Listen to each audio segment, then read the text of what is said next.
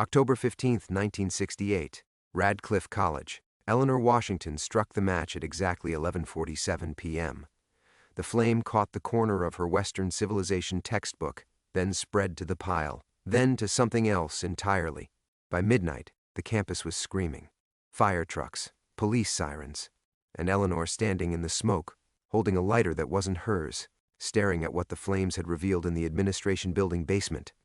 For 55 years, she's carried that image, built a career on the story everyone believed, that she was just another student activist burning books in protest. But 3 people knew the truth about what really burned that night. One disappeared, one died, and today, the 3rd one walked into Eleanor Washington's office. Before we jump back in, tell us where you're tuning in from, and if this story touches you, make sure you're subscribed because tomorrow I've saved something extra special for you. The woman sitting across from Eleanor's mahogany desk hadn't aged the way Eleanor expected. 55 years should have carved deeper lines, should have bent that spine, should have dimmed those eyes that still burned with the same intensity they'd held in 1968. But Margaret Chen sat ramrod straight, her silver hair pulled back in the same severe bun, wearing a tailored navy suit that screamed old money, the kind of money that could buy silence or destroy it. "Hello, Eleanor."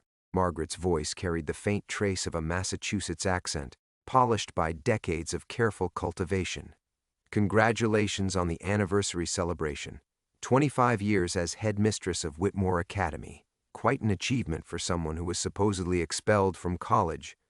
Eleanor's hands remained steady on her fountain pen, though every instinct screamed at her to run.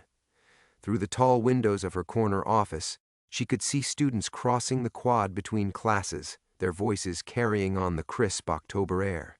Her life's work spread out before her, diverse faces that wouldn't have walked these pristine paths without her careful orchestration.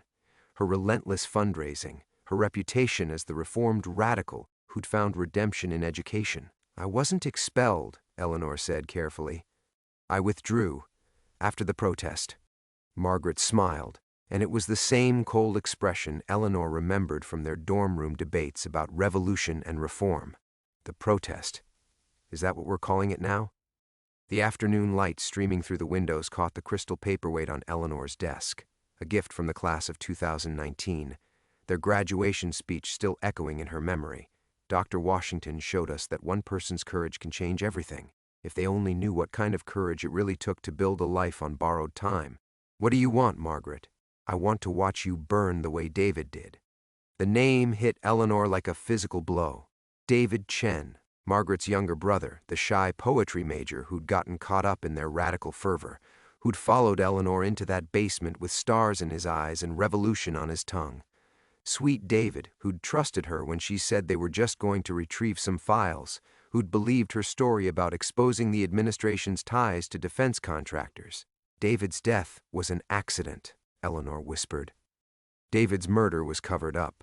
Margaret reached into her purse, a gesture so casual it made Eleanor's blood freeze. But instead of a weapon, she withdrew a manila envelope. Funny thing about evidence, it has a way of surviving even the most thorough fires. Eleanor's mouth went dry. She'd been so careful that night, so methodical. After the flames revealed David's body in the basement storage room, after she realized her attempt to destroy the files had consumed far more than paper, she'd searched every inch of that space. The lighter, David's rare vintage Dunhill that she'd borrowed to light the fire, had been the only thing she'd found. She'd kept it all these years, unable to throw it away, unable to explain why. I don't know what you think you have. Photographs. Margaret's fingers drummed against the envelope, taken by David that afternoon. He was documenting everything, you know. The break-in, the files, your face as you realized what those documents actually contained. He was quite the photographer, my brother. Very thorough. The words blurred together as Eleanor's vision grayed at the edges. David had been taking pictures. All these years, she'd believed the fire had destroyed everything. All these years, she'd built her redemption story on the assumption that only 3 people knew the truth about that night, and that Margaret's silence had been bought with her own fear of exposure. I've waited 55 years to see justice for David, Margaret continued. 55 years to watch you build this monument to your own mythology. Do you know how many times I've stood outside these gates, watching you give interviews about the importance of truth in education?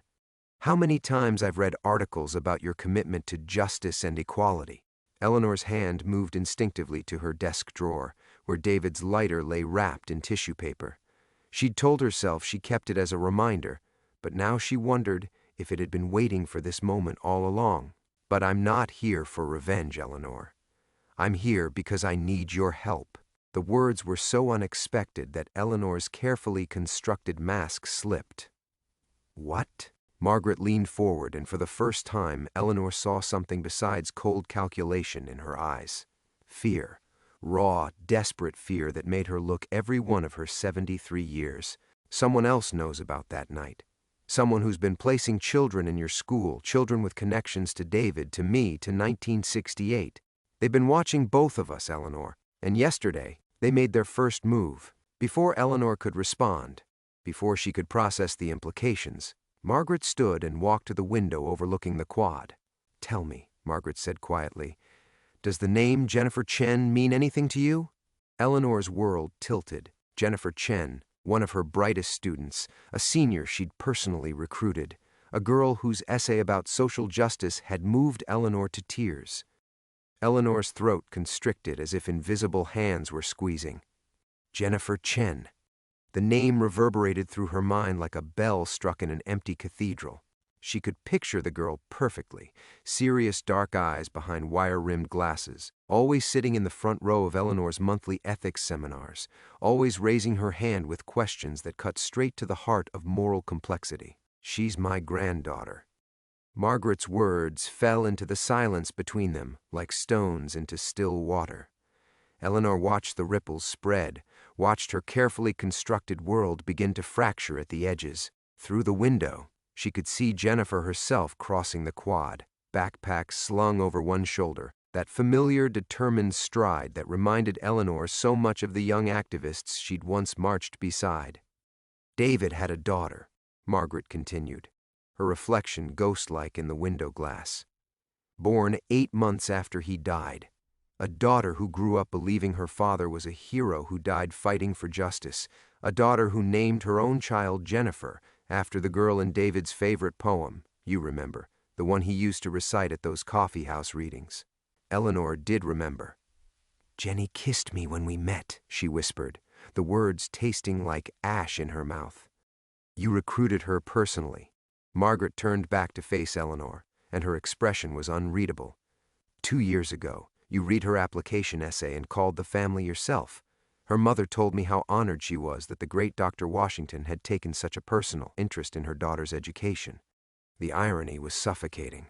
Eleanor's hands trembled as she reached for the silver-framed photograph on her desk. Herself with last year's graduating class, Jennifer beaming in the front row after receiving the David Chen Memorial Scholarship for Social Justice, the scholarship Eleanor had established 15 years ago, supposedly in honor of a fellow activist who'd inspired her commitment to education.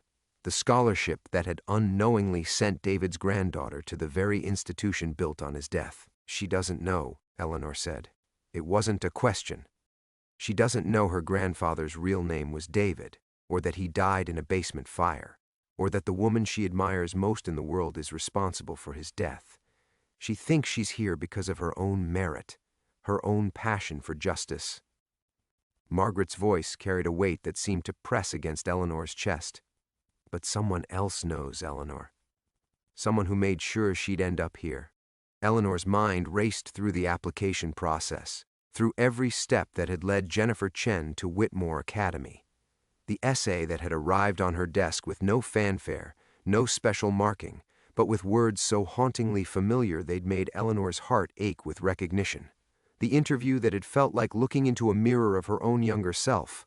The recommendation letters that had painted a picture of a girl driven by the same fierce hunger for justice that had once consumed Eleanor herself. "The chemistry teacher," Eleanor said suddenly. The memory surfaced like debris from a shipwreck. Dr. Martinez recommended her, said she was teaching at Jennifer's public school as part of some community outreach program. She looked up at Margaret. "Dr. Sophia Martinez. She said she'd heard about our scholarship program and thought Jennifer would be perfect." Margaret's face went pale. There was no Dr. Martinez on the faculty at Jennifer's school. I checked after she was accepted. The school had never heard of any community outreach program. The crystal paperweight seemed to fracture the afternoon light into sharp, painful fragments. Eleanor felt the past and present colliding with the force of a train wreck, felt her daughter's face swim before her eyes. Diane, who taught European history just down the hall, who had followed Eleanor into education with stars in her eyes and faith in her mother's legacy. Diane, who would be destroyed if the truth came out, who would learn that everything she'd built her own career on was a lie wrapped in noble intentions. "Someone's been planning this," Eleanor whispered. "For how long?" "I don't know." Margaret returned to her chair, and Eleanor could see the exhaustion beneath her composed exterior. "But they're patient, methodical. They placed Jennifer here 2 years ago, let her flourish under your mentorship, let her write essays about justice and truth while sitting in classrooms funded by her grandfather's death. And yesterday," Margaret's voice caught. "Yesterday, Jennifer came home talking about the textbook protest, about how inspired she was by the students' courage. She said you'd scheduled a meeting with her this morning to discuss her senior thesis on the ethics of civil disobedience."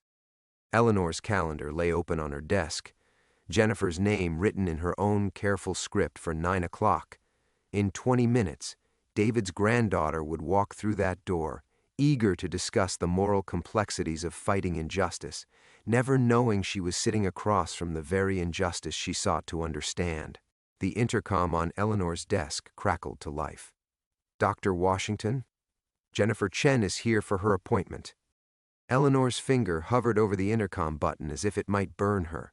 The plastic felt cold against her skin, but her hand was trembling so violently she couldn't press down. 24 hours ago, this meeting had been just another routine appointment with a promising student. Now it felt like stepping into a confessional booth with the weight of 55 years pressing against her chest. "Send her in," Eleanor managed, her voice barely above a whisper. Margaret had retreated to the corner of the office, positioning herself behind the towering bookshelf where Jennifer wouldn't immediately notice her. Eleanor could feel her presence like a physical weight, a witness to whatever was about to unfold. The door opened with the soft click that had announced thousands of student conferences over Eleanor's quarter-century tenure. But as Jennifer Chen stepped into the room, everything felt different. The girl's face, those serious dark eyes behind wire-rimmed glasses, the determined set of her jaw, suddenly seemed like an accusation made flesh. "Good morning, Dr. Washington," Jennifer said, settling into the leather chair that Margaret had vacated moments before. She placed a worn notebook on her lap, pages thick with handwritten notes that Eleanor could see were covered in Jennifer's careful script. "I've been thinking about our conversation yesterday, about the relationship between institutional resistance and moral imperative." Eleanor nodded, not trusting her voice. She watched Jennifer's animated gestures, the way her hands moved as she spoke about justice and truth, and felt her carefully constructed world continuing to splinter. This girl, David's granddaughter, had been shaped by the very mythology Eleanor had built around her grandfather's death. "I want to focus my thesis on what happens when good people are forced to make impossible choices," Jennifer continued, her voice carrying the passionate intensity Eleanor recognized from her own youth. "You mentioned yesterday that sometimes the most important moral actions require us to break unjust rules. I've been reading about the Underground Railroad, about draft resistance, about the civil rights movement." "Jennifer," Eleanor interrupted, surprised by the steadiness in her own voice. "Tell me about your family, your background." A flicker of confusion crossed Jennifer's face. "My background? I mean, you have my file. I want to hear it from you." Jennifer shifted in her chair, clearly puzzled by the direction of the conversation. "Well, my mom raised me alone mostly. My grandfather died before I was born. He was an activist in the 60s. My mom says I get my sense of justice from him, that he would have been proud to see me here at Whitmore, especially with the David Chen Scholarship." The words hung in the air like smoke. Eleanor felt Margaret's presence intensify behind the bookshelf, could almost hear her sharp intake of breath. The innocence in Jennifer's voice was devastating. This girl had built her entire identity around a grandfather she'd never met, a man whose legacy had been carefully curated by people who thought they were protecting her from a painful truth. "What do you know about him? Your grandfather?" Not as much as I'd like. Jennifer's voice took on a wistful quality. Mom doesn't talk about it much. I think losing him was too painful, but I know he died fighting for justice during some kind of protest. She always says he believed education was the key to changing the world. Eleanor reached into her desk drawer, her fingers closing around the tissue-wrapped lighter. David's Dunhill, the one piece of evidence she'd kept all these years, unable to explain even to herself why she couldn't throw it away. The metal felt warm against her palm, as if it had been waiting for this moment.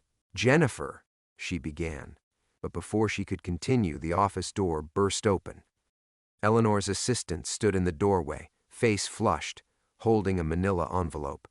"Dr. Washington, I'm sorry to interrupt, but this just arrived by courier. The man said it was urgent, that you'd understand what it meant." The envelope was identical to the one Margaret had brought. Same manila color, same weight. But this one had Eleanor's name written across the front in handwriting that made her blood freeze. She'd seen that script before, decades ago, in the margins of poetry books and revolutionary pamphlets, in love letters passed between dorm rooms. David's handwriting. Eleanor's hands shook as she tore open the envelope. Inside was a single photograph, black and white, slightly yellowed with age. It showed a young Eleanor, barely recognizable with her hair in the afro she'd worn in 1968, her face illuminated by flames as she stood in what was clearly the basement where David had died. But she wasn't alone in the photograph. There, in the shadows behind her, was another figure. Someone who had been there that night, someone she'd never known was watching, someone who was still alive. At the bottom of the photograph, in that same familiar handwriting, was a single line. "She needs to know the truth about her grandfather, and you need to know the truth about me. D." The photograph slipped from Eleanor's fingers and fluttered to the desk between her and Jennifer. For a heartbeat, the image lay face up, young Eleanor's face caught in stark black and white, flames dancing across her features like a devil's halo. Then Eleanor's palms slammed down, covering the evidence before Jennifer could process what she was seeing. But it was too late. Eleanor watched the girl's expression shift from confusion to recognition, watched those dark eyes, David's eyes, widen behind wire-rimmed glasses. "Dr. Washington?" Jennifer's voice was small, uncertain. "Who was that in the—" "Nothing," Eleanor said too quickly, too sharply. She could feel Margaret's presence burning from behind the bookshelf, could sense her assistant still hovering in the doorway like a witness to an execution. "Sarah, close the door. Jennifer, I think we should reschedule." The handwriting on that envelope. Jennifer was leaning forward now, her notebook forgotten. It looked like— But that's impossible. Eleanor's throat constricted. She pressed harder against the photograph, as if she could make it disappear through sheer force of will. "You're mistaken. The lighting in here—" "My mom has letters," Jennifer whispered. "Love letters my grandmother saved. From before my grandfather died. I used to read them when I was little, tracing the words with my finger. That's his handwriting, isn't it?" The silence stretched between them like a taut wire. Eleanor could hear her own heartbeat, could hear the distant sound of students on the quad, could hear everything except the words that might explain away what couldn't be explained. Margaret stepped out from behind the bookshelf. Jennifer's sharp intake of breath cut through the room. The girl's eyes darted between Eleanor and Margaret, clearly sensing the weight of something she didn't understand. "I'm sorry, I didn't realize you had another appointment." "Sit down, Jennifer," Margaret said quietly. It wasn't a request. Eleanor watched the transformation in Jennifer's posture, the way the girl seemed to shrink into herself. This wasn't the confident student she'd come to know, the passionate young woman who challenged professors and questioned authority. This was a child who'd walked into something far beyond her understanding. "You don't know me," Margaret continued, moving closer to Jennifer's chair, "but I knew your grandfather. We were close. My grandfather's been dead for over 50 years. Jennifer's voice carried a tremor Eleanor had never heard before. What kind of sick joke? Eleanor lifted her hand from the photograph. The image stared up at them like an accusation. Young Eleanor caught in the act of destruction, and behind her, a figure that could have been Margaret, could have been someone else entirely, someone who'd been watching, documenting, waiting. "That's not possible," Jennifer breathed. but her certainty was cracking. Eleanor could see it in the way her hands clenched around her notebook, in the way her breathing had become shallow and rapid. The letters are dated 1968. The scholarship, Dr. Washington established it in his memory. Margaret's laugh was bitter, hollow. The David Chen Memorial Scholarship. Yes, I know about that particular piece of theater. Eleanor found her voice, desperate now to control the narrative before it spiraled completely beyond her reach. Jennifer, there are things about the past that are more complicated than they seem. Your grandfather was a remarkable young man who got caught up in dangerous circumstances. Stop. Jennifer was standing now, backing toward the door. Just stop. You're talking about him like you knew him, like he was real to you. But he died 50 years before you could have met him. The girl's eyes moved frantically between Eleanor and Margaret, searching for something that made sense, some explanation that would restore the order of her world. Eleanor recognized the look. She'd seen it in the mirror 55 years ago, when her own carefully constructed reality had crumbled in a basement fire. The courier, Eleanor said suddenly, her mind grasping for any thread that might lead away from this moment. Sarah, what did the courier look like? Her assistant, who had been frozen in the doorway throughout the exchange, blinked rapidly. Older man, maybe 70s, Asian. He had these intense eyes, and when I tried to ask for identification, he just smiled and said you'd understand. She paused, glancing nervously at Jennifer. He said to tell you that some debts take a lifetime to collect. Eleanor felt the blood drain from her face. Margaret had gone completely still beside Jennifer's chair, her composed mask finally slipping to reveal something raw and terrified underneath. That's impossible, Margaret whispered. We saw the body. We saw...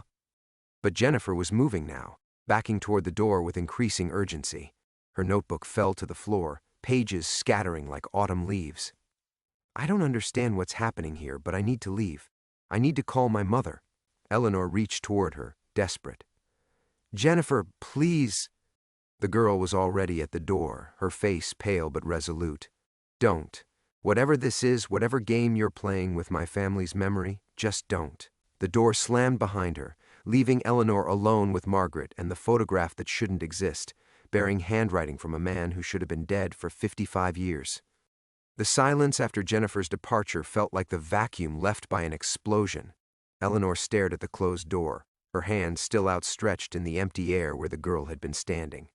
The scattered pages of Jennifer's notebook lay across the Persian rug like discarded prayers, covered with notes about moral courage and institutional resistance that now seemed to mock Eleanor's entire existence. She's going to call her mother, Margaret said, her voice hollow. And her mother is going to call the school board or the police or... No. Eleanor sank into her chair, feeling every one of her 58 years settle into her bones like lead. Her mother won't know what to make of it either. They don't know about me. They don't know about any of us. But even as she spoke, Eleanor felt the certainty draining from her words. Someone knew. Someone had been orchestrating this reunion for years, placing David's granddaughter directly under Eleanor's care like a perfectly positioned chess piece. The courier with David's eyes, the photograph with handwriting that couldn't exist, the scholarship that had drawn Jennifer here like a moth to the very flame that had consumed her grandfather. Sarah cleared her throat from the doorway. Dr. Washington? Should I call security? The girl seemed very upset. Eleanor almost laughed at the absurdity of it. Security. As if armed guards could protect her from the ghosts she'd spent 55 years trying to bury. No, Sarah, thank you. Please hold all my calls for the rest of the morning. When they were alone, Margaret moved to the window overlooking the quad. Students moved across the manicured lawns in clusters, their voices carrying fragments of conversation about weekend plans and upcoming exams. Normal concerns for normal lives untouched by the weight of ancient sins. Tell me about the fire, Margaret said without turning around. The real version this time. Not the sanitized legend you've been living on. Eleanor's fingers found the lighter in her pocket, worry-smooth metal that had become her touchstone for decades. David was going to expose Professor Harrison. He'd found evidence, photographs, documents, proving that Harrison had been feeding information about student activists to the FBI. Names, meeting places, planned protests. 3 students had already been arrested, and David knew more raids were coming. Margaret's reflection in the window remained perfectly still. "So you killed him to protect a racist professor?" "I killed him to protect everyone else." The words came out sharper than Eleanor intended, carrying 5 decades of rationalization and self-justification. David was going to burn Harrison's entire office, the administration building. He'd moved beyond protest into something much more dangerous. People could have died in that fire. People did die in that fire. Eleanor closed her eyes, but the images came anyway.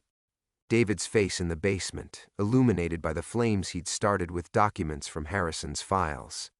His eyes wild with righteous fury, his voice raised in passionate argument as he'd tried to convince her to join him in what he called real revolution. The way his expression had changed when she'd grabbed the lighter from his hands, when she'd tried to douse the flames before they spread to the building's main structure. "It was an accident," she whispered, the same lie she'd been telling herself for decades. "He tried to stop me from putting out the fire. We struggled. He fell and hit his head on the concrete. When I couldn't revive him, when I realized the smoke would bring the fire department, I had to make a choice." "You had to make a choice," Margaret repeated, her voice flat with disbelief. "So you decided to let the building burn with him inside it." Eleanor's hand tightened around the lighter until the edges bit into her palm. "I decided to save 17 other students whose names were on Harrison's list. I decided to preserve the evidence David had died for, even if I couldn't save David himself. And the legend? The story about being expelled for protesting? Harrison destroyed the real evidence in the chaos after the fire. But I'd memorized enough of it to approach the families quietly, to warn them their children were being watched. 7 of those students left school voluntarily. 5 transferred to other universities. 3 went underground for months until the FBI investigation moved on to other targets. Eleanor opened her eyes, meeting Margaret's reflection in the window. 17 futures saved because I let one idealistic boy become a martyr instead of a cautionary tale. Margaret turned from the window, and Eleanor saw something new in her expression, not forgiveness, but a terrible understanding. And now his granddaughter is here, studying justice and moral courage under the tutelage of the woman who killed him. Don't you see the poetry in that? Someone's been planning this for years, Eleanor. Decades. Watching you build your reputation on David's grave, watching you prosper while his family grieved a ghost. Eleanor's office door opened without a knock. No Sarah announcing a visitor, no polite pause for permission. A figure stepped into the room, an elderly Asian man with silver hair and eyes that Eleanor recognized despite the passage of 55 years. "Hello, Eleanor," David Chen said quietly. "I think it's time we finished our conversation." The lighter slipped from Eleanor's nerveless fingers and clattered to the floor. The sound echoed in the sudden vacuum of silence, a metallic punctuation to the impossible. David Chen, older, weathered by decades Eleanor had stolen from him, but unmistakably alive, closed the door behind him with deliberate care. His movements carried the measured precision of someone who had waited a very long time for this moment. "You're dead," Eleanor whispered, the words barely audible. "I watched you die. I felt for your pulse. You weren't breathing." "No," David said, settling into the chair Jennifer had vacated moments before. "You watched me lose consciousness from smoke inhalation. You felt for my pulse with hands shaking from panic and found nothing because you didn't know how to look properly. And you assumed I wasn't breathing because that's what you needed to believe to justify what you did next."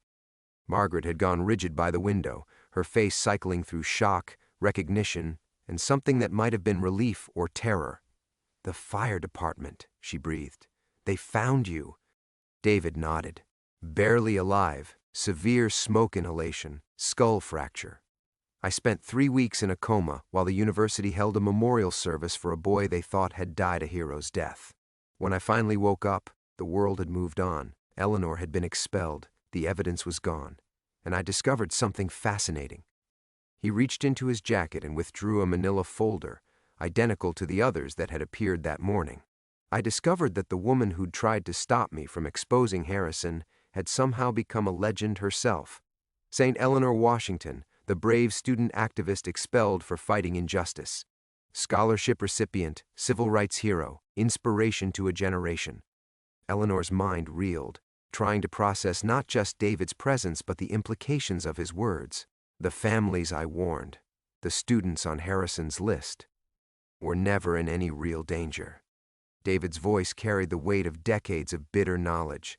Oh, Harrison was feeding information to the FBI, that much was true.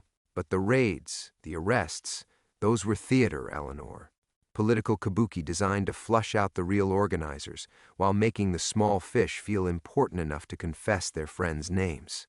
The revelation hit Eleanor like a physical blow. That's impossible. I saved them. I changed their lives. You ruined mine. For the first time, David's measured composure cracked, revealing the molten anger beneath. Do you know what it's like to wake up from a coma and discover you've been erased? To learn that your family held a funeral, that your friends mourned a ghost, that the woman who nearly killed you has built a career on your supposed sacrifice? Margaret moved away from the window, her face pale. Eleanor, you said you felt for his pulse. You said he was dead. I believed he was dead. But even as Eleanor spoke, the memories were shifting, taking on new clarity under the harsh light of David's presence. The basement had been full of smoke. Her hands had been shaking. She'd checked his wrist, hadn't she, and found nothing. But she'd been 18, terrified, desperate to escape before the fire department arrived. You believed what you needed to believe, David said. Just like you've believed for 55 years that you were a hero instead of a coward who left an unconscious boy to die rather than face the consequences of her actions. Eleanor felt her carefully constructed world collapsing around her, like the walls of that burning basement. Every speech she'd given about moral courage, every student she'd inspired with her fabricated legend, every moment of pride in her life's work, all of it built on a foundation of lies she'd told herself so thoroughly that she'd forgotten they were lies. Jennifer, she whispered, understanding flooding through her like ice water. Your granddaughter. You brought her here. I guided her here, David corrected. Through scholarship opportunities, through carefully planted suggestions about Whitmore Academy's reputation. I wanted her to learn about justice and moral courage from someone who'd spent decades perfecting the art of avoiding both. The cruelty of it was breathtaking. Not just revenge, but education, showing Jennifer exactly what happened when good intentions became self-serving mythology, when the desire to be a hero mattered more than the willingness to face uncomfortable truths. She adores you, David continued, his voice soft with devastating precision. My brilliant granddaughter, the future lawyer, the champion of justice, she's modeled her entire worldview on the stories you've told about moral courage, about making impossible choices for the greater good. Eleanor stared at this ghost made flesh, this man whose death had defined her entire adult life. What do you want? David smiled, and Eleanor saw in his aged features the same passionate intensity that had driven him to that basement in 1968. I want you to tell her the truth, all of it, and then I want you to live with what comes next. The door opened again, and Jennifer Chen stepped back into the room, her young face set with determination that Eleanor now recognized as a family trait. Actually, grandfather, she said quietly, I'd like to hear this story from the beginning. The word hit Eleanor like a physical blow. Grandfather. Jennifer's eyes moved between the three adults, no longer confused but resolute, carrying the same fierce determination Eleanor had seen in David's face 55 years ago. How long have you known? Eleanor managed, though her voice sounded foreign to her own ears. Jennifer remained by the door, her posture straight and uncompromising. 3 months, since I found the real scholarship documents in Mom's attic. The David Chen Memorial Scholarship wasn't established by Whitmore Academy at all, was it, Dr. Washington? It was funded by a private trust, with very specific instructions that the recipient should be his direct descendant. David's smile held no warmth. I've spent decades building that trust, Eleanor, investing every penny I could spare, watching it grow, waiting for the right moment, waiting for a granddaughter, brilliant enough to see through your mythology and strong enough to handle the truth. Eleanor sank deeper into her chair, feeling the weight of 25 years of carefully constructed lies pressing down on her chest. Jennifer, you have to understand. I understand perfectly. The girl's voice cut through Eleanor's attempted explanation like a blade.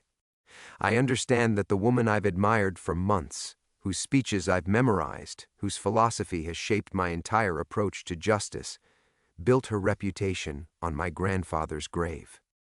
Margaret stepped forward, her face a mask of growing horror as the full scope of the deception became clear. Eleanor, think about what this means. Every student you've mentored, every speech you've given, every policy you've championed was based on a lie. Jennifer's words fell into the room like stones, but not just any lie, a lie that murdered my grandfather twice, once when she left him to die, and again when she stole his story and made herself the hero. Eleanor's hand found the edge of her desk, gripping it as though it could anchor her to something real. The familiar weight of her office, the prestigious books, the awards, the photographs with senators and civil rights leaders, suddenly felt insubstantial, like stage props that could be dismantled with a whisper. I saved those students, Eleanor said, but the conviction had drained from her voice.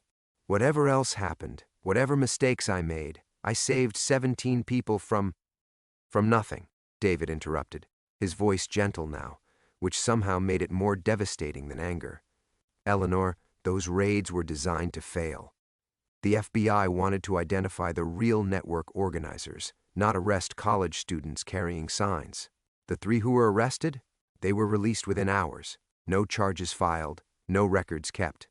The revelation twisted in Eleanor's chest like a physical wound. That's not possible. I warned the families. They thanked me. They said what people say when an earnest young woman shows up at their door with warnings about government surveillance, Jennifer said. They were polite. They didn't tell you they'd already been contacted by other students with the same warnings, students who were part of the FBI's misinformation campaign. Eleanor looked desperately at Margaret, seeking some contradiction, some fragment of hope that might preserve even a piece of the narrative that had sustained her for decades. But Margaret's face reflected only a growing understanding of the web they'd all been caught in. The lighter, Margaret whispered, at this morning's protest. How did you know about the lighter? David reached into his jacket again, producing the familiar silver Zippo that Eleanor had carried for 55 years.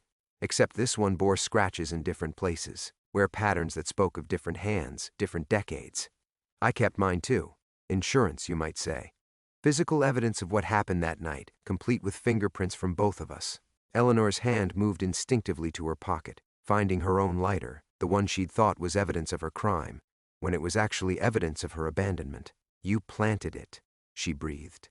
During the textbook burning this morning, you wanted me to know. I wanted you to remember, David corrected.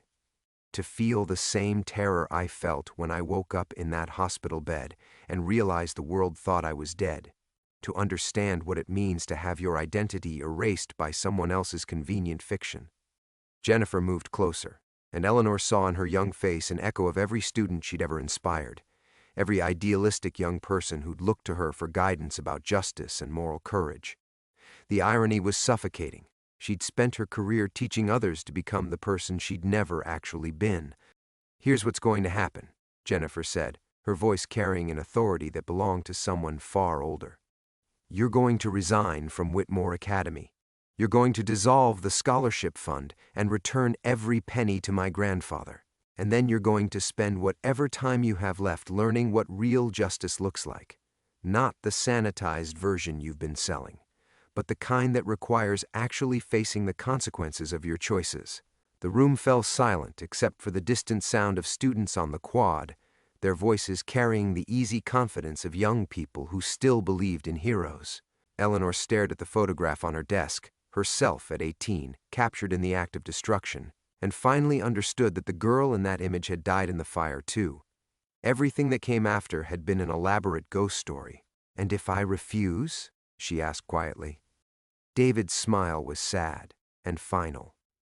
Then tomorrow morning, every major newspaper in the country receives a very detailed account of what really happened in that basement 55 years ago.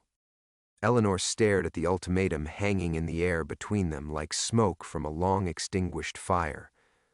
The distant voices of students outside her window seemed to mock the silence that had settled over her office. Young people moving through their lives with the certainty that their heroes were real, their inspirations genuine. 24 hours, she said finally, her voice barely audible. Give me 24 hours. Eleanor, Margaret started, but David raised his hand. No, he said, his eyes never leaving Eleanor's face. No extensions, no negotiations. You've had 55 years to make this right. Jennifer and I are going to walk out of this office, and when we return tomorrow morning, I want to find your resignation letter on this desk and a public statement prepared for the Board of Trustees. Eleanor's hand moved to her pocket one last time, fingers closing around the lighter that had been her talisman for decades. The metal felt cold now, foreign, as if it belonged to someone else entirely. And Margaret? What happens to my daughter in all this? The question brought Margaret forward, her face pale but resolute. Your daughter, she said quietly, is going to survive this, because unlike her mother, she's learned the difference between protecting someone and enabling them. The words hit Eleanor harder than any accusation David or Jennifer had leveled. She looked at Margaret, brilliant, principled Margaret who had devoted her life to teaching real history to privileged children, and saw the final bridge burning between them. I thought I was protecting everyone, Eleanor whispered, but even as she spoke, she knew how hollow it sounded. The students on Harrison's list, the movement itself. You were protecting yourself, Jennifer interrupted, her young voice carrying the weight of generational disappointment. From the moment you decided grandfather was dead, rather than checking more carefully, from the moment you chose to run instead of calling for help, every choice was about protecting Eleanor Washington. David stood slowly, his movements careful but determined. Do you know what the worst part has been? Not the lost years, though those were significant. Not even the stolen identity, though watching you profit from my supposed sacrifice was educational. He paused, studying Eleanor's face with clinical interest. The worst part has been watching you inspire young people to become something you never were. Watching Jennifer grow up believing in a version of moral courage that was nothing more than sophisticated cowardice. Eleanor felt something fundamental shifting inside her chest, a structure that had supported her for decades finally giving way under the weight of accumulated truth. The woman she had been at 18, frightened, overwhelmed, making split-second decisions in a smoke-filled basement, seemed like a stranger now. But the woman she had become afterward, the woman who had transformed abandonment into legend, felt like a stranger too. Jennifer, she said, looking directly at the young woman who had unknowingly been the instrument of her destruction. What you said about real justice, about facing consequences. How does someone do that? How does someone learn to be the person they should have been 55 years ago? The question surprised them all, including Eleanor herself. Jennifer's expression shifted, revealing something softer beneath the righteous anger. You start, Jennifer said carefully, by telling the truth to everyone who matters. Not just us, not just the board. Everyone whose life has been touched by the lie. Every student you've mentored, every colleague who's looked up to you, every person who has shaped their understanding of justice based on your story. Eleanor nodded, understanding finally settling over her like a heavy blanket. She looked at the photograph on her desk one last time, the young woman caught in the act of destruction, and then placed it face down on the leather surface. David, she said, not looking up. When you woke up in that hospital, when you realized what I had done, why didn't you expose me then? Why wait all these years? David moved toward the door, Jennifer at his side. Because I wanted to see what you would become. I needed to understand whether the woman who left me for dead was capable of growing into someone worthy of the reputation she had stolen. He paused with his hand on the doorknob. The answer, as it turns out, is no. They left Eleanor alone with Margaret, the silence stretching between mother and daughter like an unbridgeable chasm. Outside, the sounds of Whitmore Academy continued. Students moving between classes, teachers calling instructions, the ordinary rhythm of an institution built on the belief that education could transform lives. Mom, Margaret said finally, her voice breaking on the word. What are you going to do? Eleanor picked up her pen and pulled a piece of letterhead toward her. The words came easier than she had expected, as if they had been waiting 55 years to be written. "I'm going to learn," she said quietly, "what it means to face the fire instead of running from it." The resignation letter took 3 hours to write. Eleanor's hand moved across the page with deliberate precision, each word chosen not for its diplomatic value but for its truth.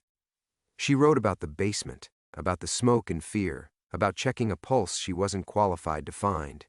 She wrote about 17 families who never needed saving, about a scholarship built on a ghost's name, about the seductive comfort of believing your own mythology. Margaret sat in the corner chair reading student papers with mechanical focus while her mother dismantled a lifetime of carefully constructed lies. Neither spoke. The afternoon light shifted across Eleanor's office, casting long shadows that reminded her of flames dancing on basement walls. When Eleanor finally set down her pen, the silence felt different, not oppressive, but clean, like the air after a storm has passed. "I need to call Jennifer Chen's other teachers," Eleanor said, her voice hoarse from hours of quiet concentration. "And the guidance counselor.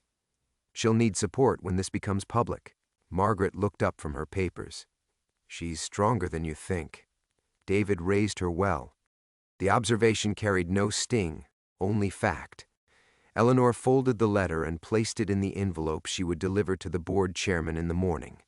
Tomorrow, Whitmore Academy would begin the work of finding a new headmistress, someone whose foundation rested on something more solid than convenient fiction. "Will you stay?" Eleanor asked. "At the school, I mean. When all this comes out." Margaret considered this carefully, her academic mind weighing possibilities. The history department has always operated independently from administration. The students still need to learn about real civil rights leaders, real heroes. She paused. Maybe now they'll understand the difference. Eleanor nodded, accepting the implicit judgment. Through her window, she could see students on the quad, their voices carrying the easy confidence of young people who still believed their heroes were real. Tomorrow, they would begin learning about the distance between mythology and truth, between inspiration and deception. The intercom buzzed. "Dr. Washington? There's a reporter from the Boston Globe on line 2. Something about wanting to discuss your civil rights background for a retrospective piece." Eleanor and Margaret exchanged glances. The irony felt almost gentle, like a final joke from a universe that specialized in uncomfortable timing. "Tell them I'll call back tomorrow," Eleanor said. "After 10 a.m. By then, David Chen would have his story back. Jennifer would have her grandfather restored, and Eleanor Washington would have learned what it felt like to face consequences instead of transforming them into opportunities. That evening, Eleanor walked through her empty house, looking at the awards and photographs that documented a career built on borrowed valor. She should have felt devastated, she thought. Should have been drowning in regret and self-recrimination. Instead, she felt something unexpected, relief.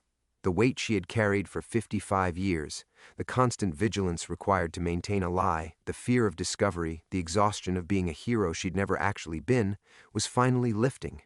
In her study, she pulled out the box of letters from former students. Hundreds of young people who had written to thank her for inspiration, for guidance, for showing them what courage looked like.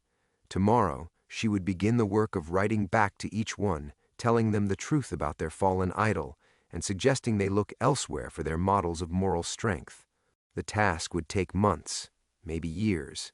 But for the first time in decades, Eleanor had work to do that didn't require her to pretend to be someone she wasn't. She sat at her desk and opened the first letter, from a young man who had graduated 5 years earlier and was now working with immigrant rights organizations in Texas.